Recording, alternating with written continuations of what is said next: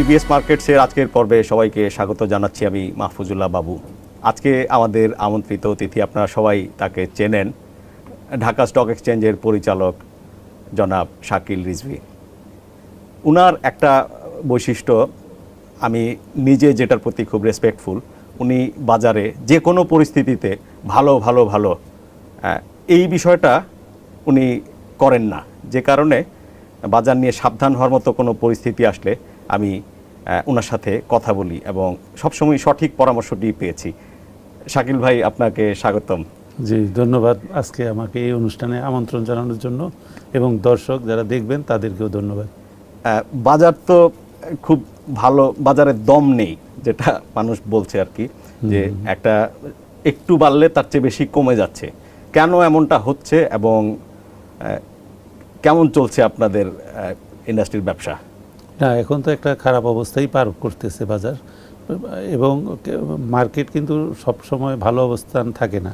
কিছু সময় খারাপ অবস্থান দিয়ে যায়, আবার কিছু সময় উল্লাসিত অবস্থানেও থাকে, এরকম আর কি। এবং বিশ্ব অর্থনীতির যে চ্যালেঞ্জগুলো আছে, সেই সাথে বাংলাদেশ তো বিশ্বের বাইরে না, সেটার সাথে এই যে চ্যালেঞ্জের ভিতরে পার হচ্ছে, সেটা ক্যাপিটাল মার্কেটে তো তার প্রভাব পড়বেই, স্বাভাবিক। এবং এটা যদি না পড়ে, তার মানে হইলো যে বিশ্ব অর্থনীতির সাথে আমরা ডিসকানেক্টেড, যেটা আগে হইতো, অনেক আগে হইতো, যে বিশ্ব যাই হোক না কেন আমাদের বাড়তো না কমতো না। এখন আমরা এতভাবে কানেক্টেড হয়ে গেছি পৃথিবীর ইকোনমির সাথে, এখন পৃথিবীতে যা হয় তার কিন্তু রিফ্লেকশন আসে। এবং যেই জিনিসটাতে আমি বলবো যে বাজারের এই পরিস্থিতিতে কিভাবে সাস্টেইন করা যায় বিনিয়োগকারীর, সেই জায়গাটাতে মানে টিকে থাকা। কারণ একটা খারাপ সময় পার হয়ে যায়, কিন্তু অল্প, হয়তো 3 মাস 6 মাস পরে, তারপরে কিন্তু আবার একটা ভালো সময় আসে এবং বেশ সময়ই থাকে। সুতরাং ওই চ্যালেঞ্জিং টাইমটা আমরা হয়তো পার করতেছি, সেই জন্য হয়তো কষ্টকর সমস্যা, এবং যারা ব্রোকারেজ হাউসের মালিক আছেন তাদের জন্য কষ্টকর, বিনিয়োগকারীদের জন্য কষ্টকর সময় পার হচ্ছে। আচ্ছা, আমাদের পাশের দেশ ভারত, এত সমস্যার মাঝখানেও রিসেন্টলি কিন্তু সেন্সেক্স আবার রেকর্ড হাই হিট করেছে, অনেক কমেও গেছিল। তো আমাদের এখানে একটা ডাউনওয়ার্ড স্পাইরাল, আমরা এর থেকে বের হয়ে আসতে পারতেছি না কেন? একটা তো বললাম বিশ্ব অর্থনীতি, এটা যদি নাও থাকে, যেটা যদি নাও থাকতো, বা করোনা যদি নাও থাকতো, অনেক সময় এই ধরনের ঘটনা ঘটতেছে। এবং এই আমাদের মার্কেটে যেটা আপনি বললেন ডাউনওয়ার্ড, এইটা, এবং ইন্ডিয়ান মার্কেটে বলেন যে তাদের যে বিনিয়োগকারী অনেক ম্যাচিউরড বিনিয়োগকারী, এবং কোম্পানিগুলোও অনেক সাস্টেনেবল কোম্পানি, ওই মার্কেটের যে মার্কেটের অনেক কোম্পানি ভালো ডিভিডেন্ড দেয়, ভালো কাজ করতেছে। সুতরাং সেইখানে সাথে গুণগত ইয়েটা হলো যে quality of investor, investing amount, এবং হলো কোয়ালিটি অফ স্টক, মানে এগুলাই মানে বাজারকে শক্তিশালী করে। এখন আমরা যেটা বুঝি যে স্টক এক্সচেঞ্জ বা যে বোম্বে স্টক, এই স্টক এক্সচেঞ্জ তো একটা বিল্ডিং, একটা প্ল্যাটফর্ম, একটা মাধ্যম বেচা কিনার। স্টক এক্সচেঞ্জ কিন্তু হলো ডিসিপ্লিনারি, যাতে মার্কেটে সবাই শেয়ারগুলা বিক্রি করতে পারে এবং সবাই ঠিক মতো টাকাগুলা পাইতে পারে, এবং ইনফরমেশনগুলা যাতে বিনিয়োগকারীকে মার্কেট প্লেসটা করে দেয়। কিন্তু মার্কেট প্লেস নিয়ে কিন্তু সমস্যা হচ্ছে না, হচ্ছে হলো প্রাইস নিয়ে।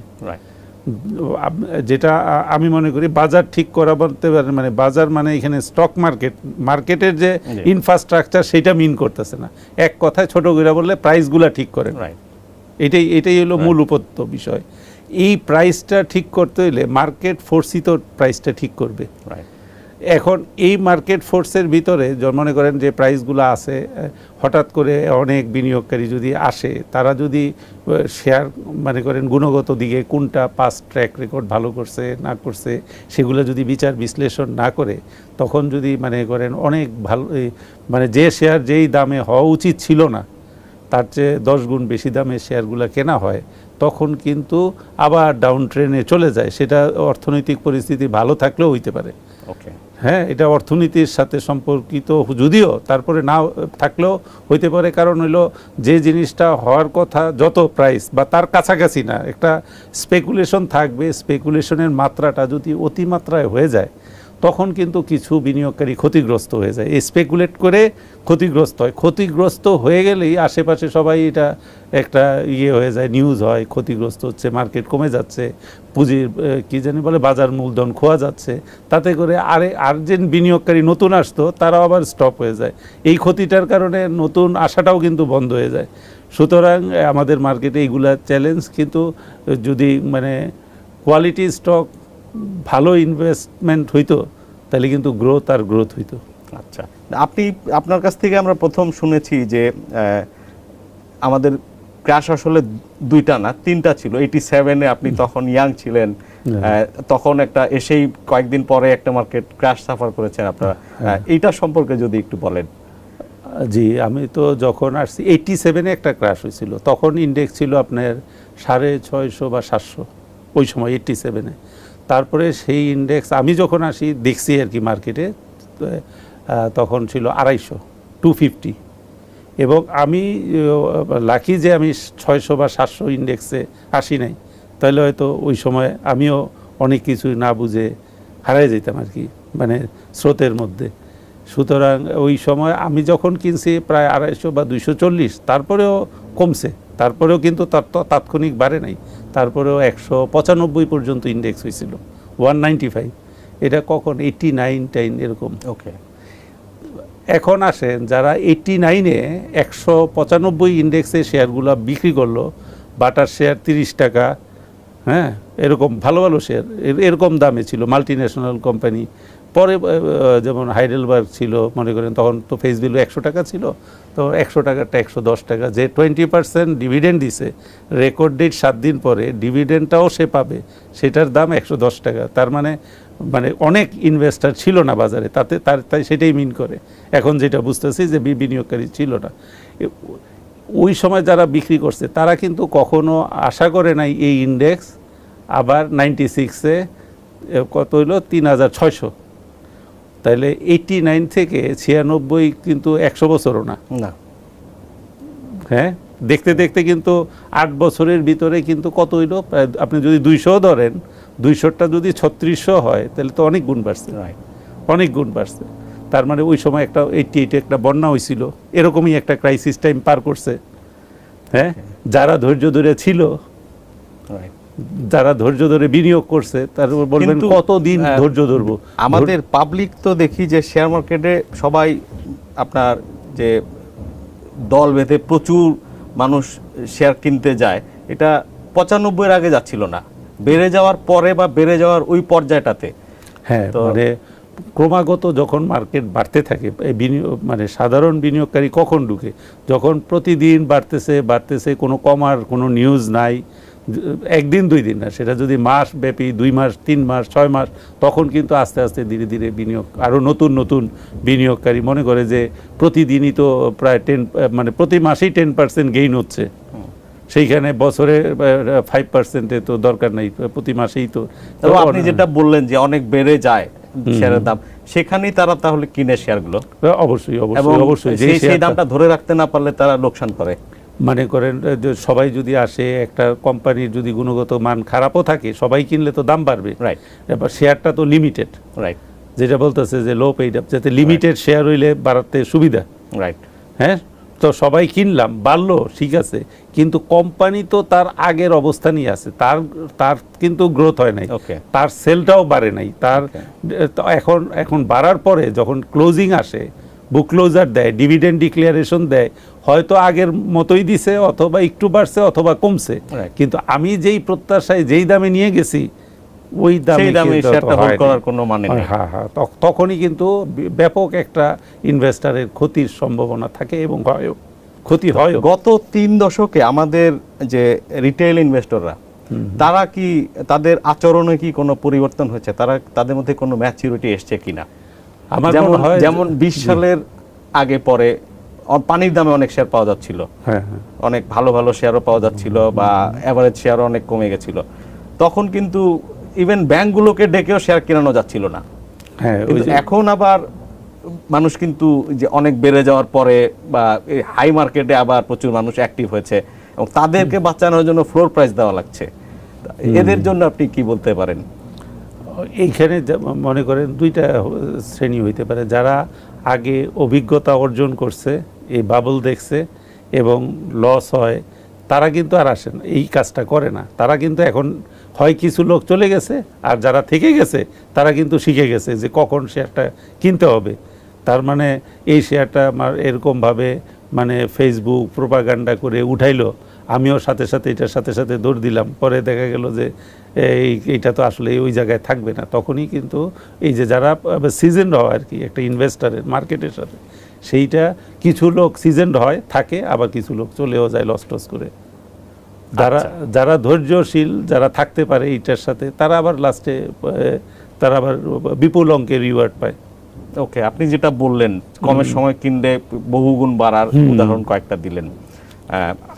তো আরেকটা হচ্ছে যে এখন একটা খুব ডিবেট চলে যে আমাদের মার্কেট স্ট্রাকচার এরকম যে সংখ্যায় রিটেল ইনভেস্টররা প্রচুর, তাদেরকে সেভ করার জন্য এই ফ্লোর প্রাইসটা দেওয়া লাগছে। এই ফ্লোর প্রাইসটা এদিকে আবার বাজারকে তার ইকুইলিব্রিয়াম পয়েন্টে আসতে দিচ্ছে না। আপনি এই বিষয়ে কি মনে করেন, কোনটা করা উচিত? এখন বাজারের যে কত 30%, এটাও সত্য যে ফ্লোর প্রাইস তুলে দিলে প্রচুর মানুষ, বিশেষ করে যখন রেগুলেটর ঘোষণা দিয়েছে যে ফ্লোর প্রাইসটা তোলা হবে না এই পরিস্থিতিতে, সিগনিফিক্যান্ট ইমপ্রুভমেন্ট না হলে, মানে যাতে মানে ব্যাপক একটা ইনভেস্টর সংকট, আপনি আপনার মতামত কি হবে? ক্ষতিগ্রস্ত না হয় সেটার জন্যই কিন্তু দেয়া। তবে এটা তো মানে একটা সবসময়ই এটা পরিস্থিতি ভালো হইলে এটা তো উঠে যাবে।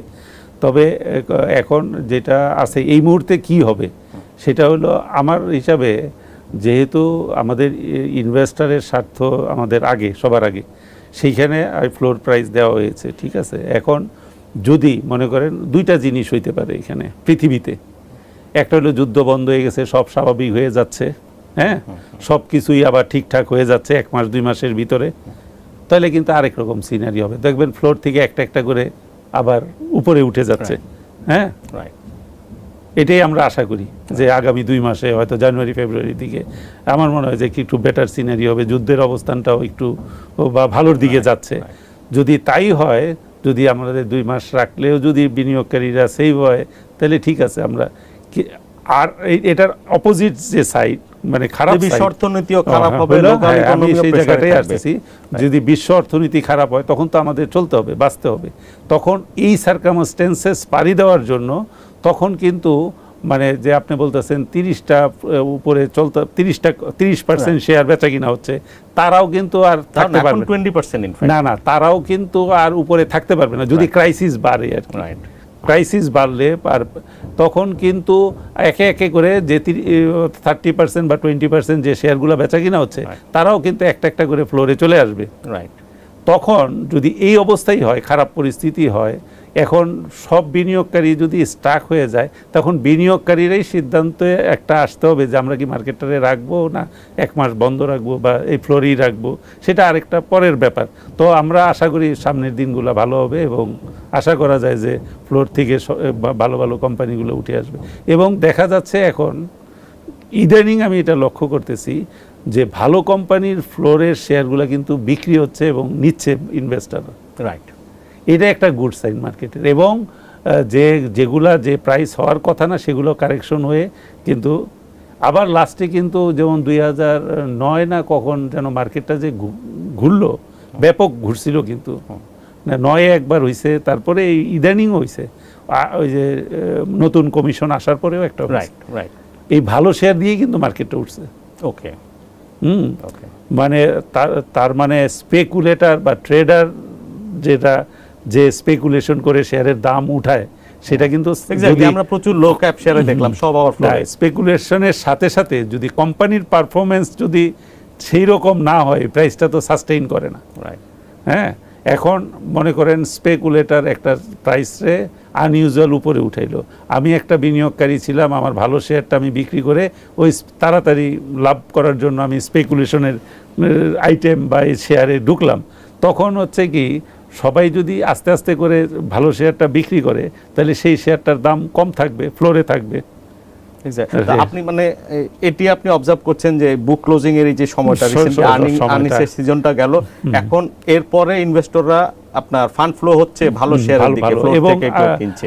আরেকটা হইলো যে আমাদের যে কোম্পানিগুলা যে ডিভিডেন্ড দিছে খারাপ দেয় নাই কিন্তু। ওকে, এই যে এই ক্লোজিংয়ে যেটা অ্যানুয়াল রিপোর্টগুলো হইলো মোটামুটি যারা মোটামুটি দুর্বল কোম্পানি তারাও চেষ্টা করছে তাদের সক্ষমতা, আমি যদি বেশি দামে কিনে থাকি সেটা হলো আলাদা কথা, কিন্তু তারা যে পাস্ট ট্র্যাক রেকর্ডের ধারাবাহিকতাই কিন্তু ডিভিডেন্ডগুলো দিয়ে গেছে।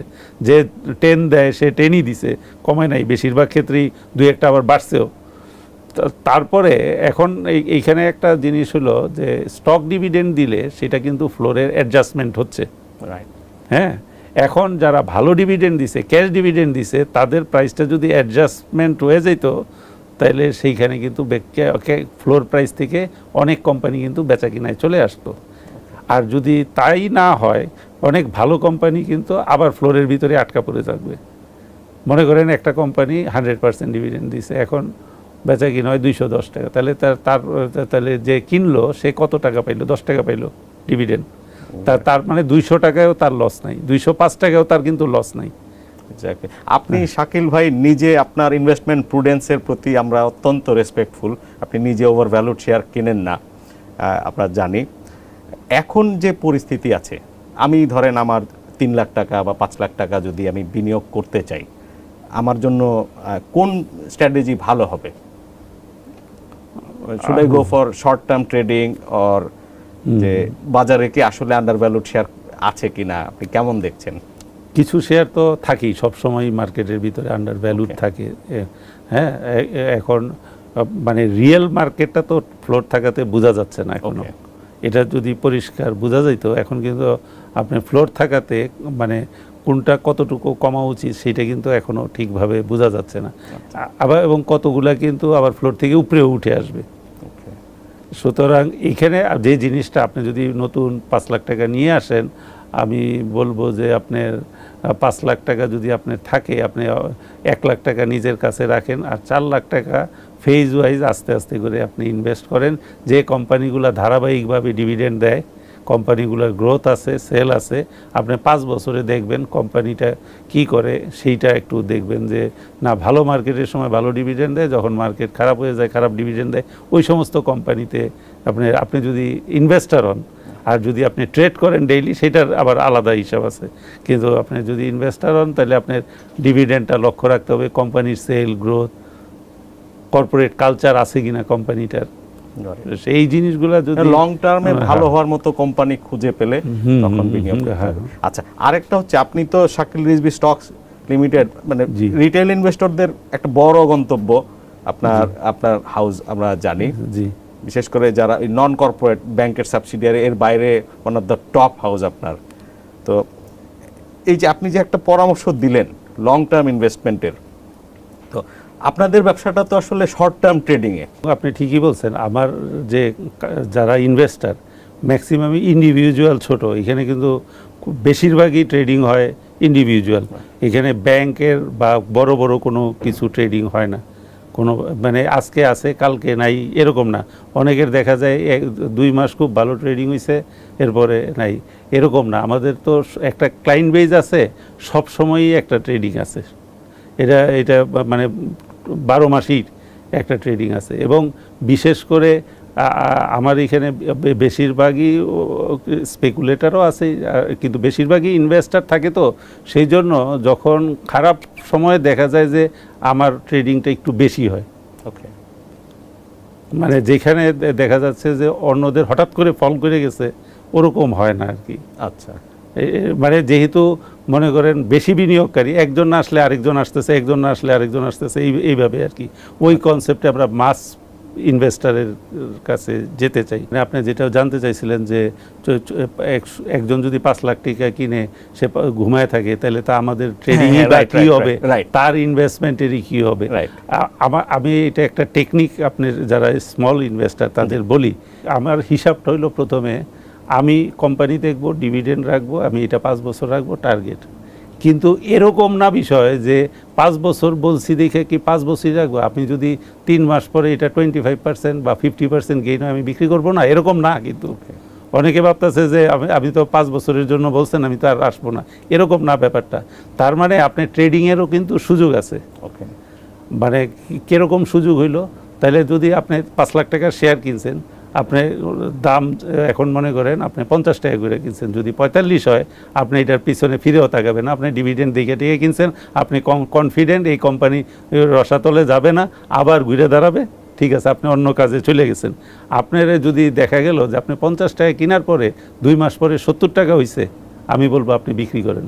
ওকে, আপনার যেটা 2 বছর পরে লাভ হওয়ার কথা ছিল ইমিডিয়েট হয়ে গেছে, আপনি বিক্রি করেন। আপনার এবার ক্যাপিটালাইজেশন করেন, আপনার পুঁজিটার একটু বড় করলেন, এবারে দেখা গেল আপনার পুঁজিটা হয়ে গেল 6 লাখ। এবার আবার আপনি দেখেন কোন শেয়ার কোনটা, ওইটা আবার বিনিয়োগ করেন। অথবা আপনি যেটা বিক্রি করছেন সেটা যদি আবার দেখেন 50 টাকা আসছে, যেহেতু ওইটাতে আপনি কনফিডেন্ট ছিলেন, আবার ওইটা কিনে চুপচাপ বসে থাকেন। ওকে, এই কাজটা আপনি 12 মাসে কিন্তু কয়েকবার করতে পারবেন এই বাজারে। এই বাজারে আপনি দেখেন প্রত্যেকটা স্টকের দেখেন আপ ডাউন কিন্তু ফ্রিকোয়েন্সি কিন্তু প্রায় 70-80%, যে উঠানামার যে চক্রটা। রাইট। আপনি যদি একটা কোম্পানি বা 2টা কোম্পানি ধরে, আপনার যে 5 লাখ 10 লাখ টাকার আপনি 3টা কোম্পানি ধরে আপনি ভালো কোম্পানি পেয়েছে, দেখবেন এটার আপস ডাউন হইতেছে, আপনি আর অন্য কোনো দিকে তাকানোর দরকার নেই, বছর শেষে ডিভিডেন্ড পাবেন। কারণ আমি জানি যে এই শেয়ারটা আমি 5 বছরের জন্য হোল্ড করব, এটা হলো আপনার টার্গেট। টার্গেট এবং মধ্যবর্তী যে ফ্লাকচুয়েশন গুলো হয় মার্কেটে, প্রত্যেকটা সেটা ক্যাপিটালাইজ ফ্লাকচুয়েশন করা। এনজয় করবেন এবং ডিভিডেন্ডগুলো পাবেন। ওকে, তাতে দেখা যাইব যে আপনার অ্যানুয়াল অ্যাভারেজ গ্রোথ আমি মনে করি খারাপ মার্কেটেও 25% হবে আপনার। ওকে, একেবারে খারাপ মার্কেটেও আপনার 25% কম না, আপনি ব্যাংকে রাখলে 5%, আপনি বলবেন কিভাবে 25% হবে? আমার তো একটা ডিভিডেন্টের 5% নিলে আমি ডিভিডেন্টে চলে গেলাম, তারপরে এই যে 12 মাসের যে ফ্ল্যাকচুয়েশন এটা এনজয় করব। যদি না বাড়ে নাই, আবার দেখা গেল 4 মাস বাড়ে নাই 5 মাসের মাথায়, এরকম কিন্তু এটা মাস হিসাবে হবে না, বা এরকমই একটা ইয়ারেও না হতে পারে, আরেকটা বছরে হতে পারে। দেখা গেল 11 মাসে আপনার শেয়ারটা 50 টাকাটা 48 টাকা হয়ে রয়েছে, পরবর্তী 12 মাসে এটা আবার হয়ে গেছে 80 টাকা। ওকে, ওকে, তাহলে আপনার কাছ থেকে আমরা যে মোটা দাগে যদি এটাকে সাম আপ করি এরকম, যে আমি দীর্ঘমেয়াদে যে কোম্পানিগুলোতে বিনিয়োগ করব, ট্রেডিং করলেও আমি সেগুলোর মধ্যেই থাকবো, যে কোম্পানি আমি হোল্ড করব না লং টার্মে সেটা ট্রেড করব না। আর একটু ভালোভাবে বোঝার জন্য, আগে আমি যে শেয়ারটা কিনবো এটার উপরে আমার পুরোপুরি আস্থা আনতে হবে, কনফিডেন্স, এই কোম্পানি ভালো, এটা ডিভিডেন্ড দেয়, ওনারা ঠকাবে না আমাদের, আমরা ডিভিডেন্ড পাবো, এটার উপরে আমি আস্থাশীল। আমি যদি এই আস্থাটা না নিয়ে প্রথমেই যদি আমি এমন একটা শেয়ার কিনি, নিজেই বিশ্বাস করি কেউ বাড়াইছে, এটা বাড়ছে, কোম্পানির মেরিটে বাড়ে নাই, আমি নিজেই কিন্তু বিশ্বাস করতেছি, তখন 5 টাকা কমলে কিন্তু আমার রাত্রে ঘুম হবে না, কারণ আমি নিজেই তো জানি যে এটা তো ভালো না। ওকে, তখন কিন্তু আপনার ভিতরে অস্থিরতা কাজ করবে, আপনার ভিতরে নিজেই প্যানিক হয়ে যাবেন। তখন বাজারে আইসা এরকম আপনার মতো যদি 5000 লোক প্যানিক হয়, তো এটা তো ফ্লোরেই শুয়ে থাকবে। শাকিল ভাই, অসংখ্য ধন্যবাদ আমাদের স্টুডিওতে সময় দেওয়ার জন্য। অত্যন্ত ইনসাইটফুল কিছু পয়েন্ট এবং পরামর্শ পেয়েছি আপনার কাছ থেকে। আমি নিজে চেষ্টা করব আপনার এই পরামর্শ মেনে চলার জন্য। জি, আপনাকেও ধন্যবাদ, দর্শকদেরও অসংখ্য ধন্যবাদ। আজকে যারা এই অনুষ্ঠান দেখলেন সবার প্রতি শুভকামনা রইল। দর্শক, শাকিল ভাই অত্যন্ত বিচক্ষণ একজন বিনিয়োগকারী নিজে এবং স্টক ব্রোকার। শাকিল ভাই বলছিলেন যে ট্রেডিং করতে পারেন, আপনার ট্রেডিংয়ের অ্যাপেটাইট থাকলে করতে পারেন, কিন্তু সেই শেয়ারগুলোতেই করবেন যেটা আপনি দীর্ঘ 5 বছর ধরে রাখার জন্য যোগ্য মনে করেন। আর আমি জানি যে এই শেয়ারটা মার্কেটে কৃত্রিমভাবে কেউ দাম বাড়িয়েছে, সেই শেয়ারে ট্রেডিং করতে যাওয়াও ঠিক হবে না। আর 25% গড়ে বছরে প্রফিট করা সম্ভব ভালো শেয়ার থেকে যদি আপনি দেখে শুনে কেনা বেচা করেন। পরবর্তী পর্ব দেখার আমন্ত্রণ জানিয়ে বিদায় নিচ্ছি।